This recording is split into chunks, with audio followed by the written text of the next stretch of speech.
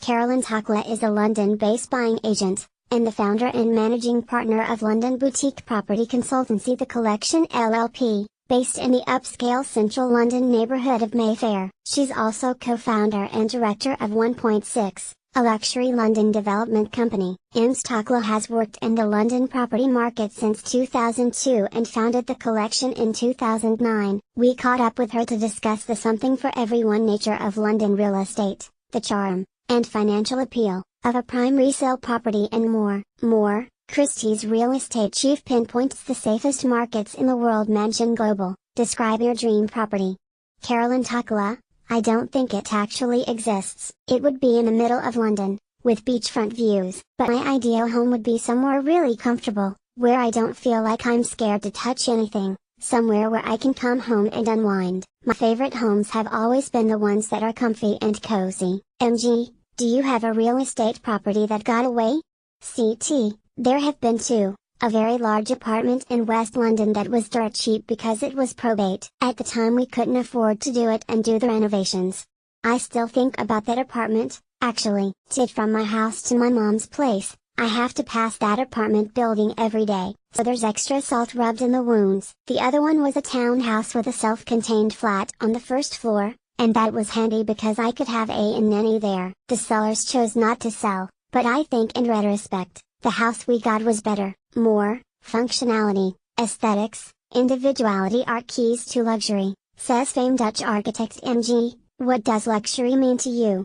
CT, if it's not comfortable, it's not luxurious. Spaces in London are smaller than other places in the world, so comfort is very important here. It's about a balance between comfort, functionality and great materials that are used. People sometimes mistakenly correlate it with having to spend lots and lots of money. MG, what area do you think is the next hub for luxury properties?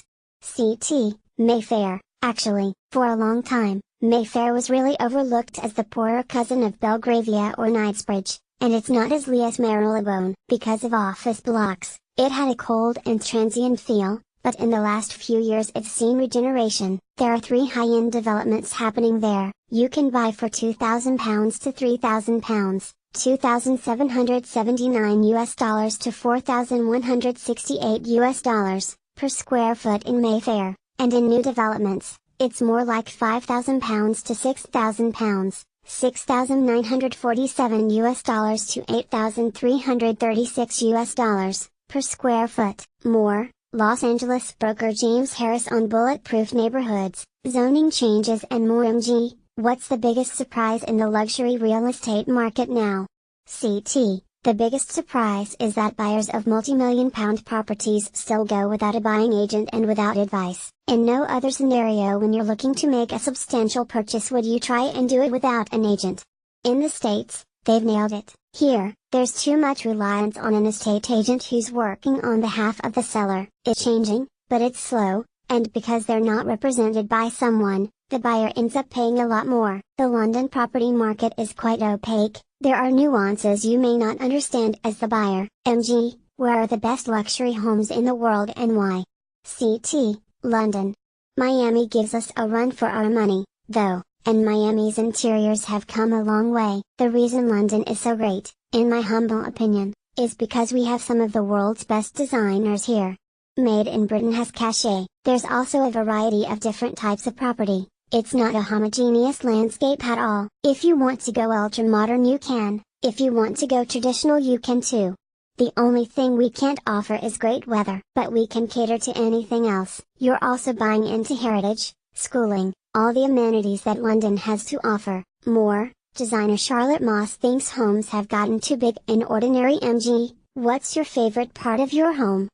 CT, my daughter's nursery. We used a beautiful chinoiserie wallpaper. It's a good marriage between being a fun space but also a calming space. The rest of it is, unfortunately, a work in progress. MG, what best describes the theme to your home and why?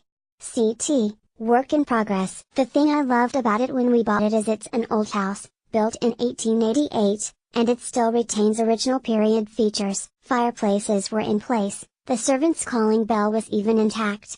I love those surprises that the house has, and our front door is a beautiful blue, with some stained glass. It has survived over 130 years. We want to enhance those features. MG, what's the most valuable thing in your home? CT, at the moment, the most value is the kitchen. It's a handmade, wooden kitchen that was handmade in England. I imagine it cost the then owners a lot of money, more, because still design duo on why London, New York and Los Angeles are safe bets. MG, what's the most valuable amenity to have in a home right now? CT, flexibility and how you utilize the space. To be future-proof is super important.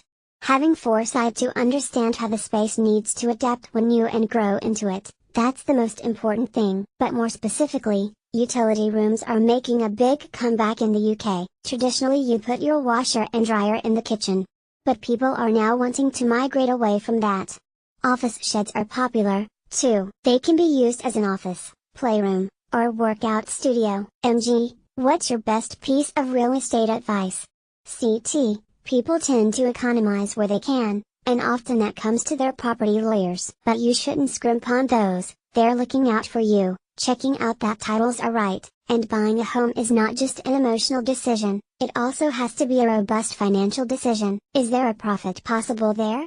Is it future-proof? Buy with your head rather than your heart. More, Concierge Auctions president on the importance of treating real estate as a serious investment. MG, what's going on in the news that will have the biggest impact on the luxury real estate market? CT, undoubtedly the single biggest thing is Brexit, but there are other things going on that counteract Brexit. For example, we're seeing a lot of Saudi money coming our way. London still has a cachet, and it's seen as a safe haven, somewhere that you can park your money, and bricks and mortar is the safest asset class. Since the 2016 Brexit vote, 2017 saw uptick, and that's because there had been a significant amount of pent-up demand from 2015, when there was a general election, and then there was the build-up to the referendum. And the referendum. It's been a good 3 years of significant pent-up demand. Those buyers who've been waiting on the sidelines will transact for the right opportunity. MG, what is the best area now for investing in luxury properties? CT, anything that will experience a significant infrastructural change. The Elizabeth Line, or Crossrail Line, is a well-documented story.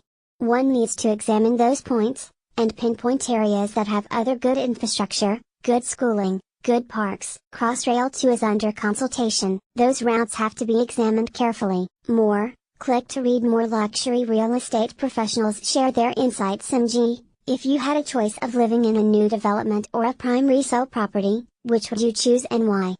CT, I personally wouldn't choose to in a new build. I know that they're nice and shiny and they come with lots of great amenities, but the more unique your property, the more likely someone will pay you more money, and maybe buy with their heart not their head. When you sell, you're not necessarily going to have a strong pull or stand out from the others in a new property. Resales are charming, too. Of course they're not without their pains. But London is about history and heritage, and if you buy something like that, you have a slice of that. The key is to marry the historical elements with something more 2018, that's the perfect marriage. MG, what area currently has the best resale value? CT, Chelsea, Sloane Square, Eden Square, Cadogan Square. Those are certainly the most desirable. For every one client who doesn't want to there are 5 or 6 buyers who do. It's a finite number of homes, and they hold their value. Follow Mansion Global, Facebook, Twitter, Instagram, LinkedIn, Messenger. Write to us, info@mansionglobal.com. Stay up to date with Mansion Global newsletters.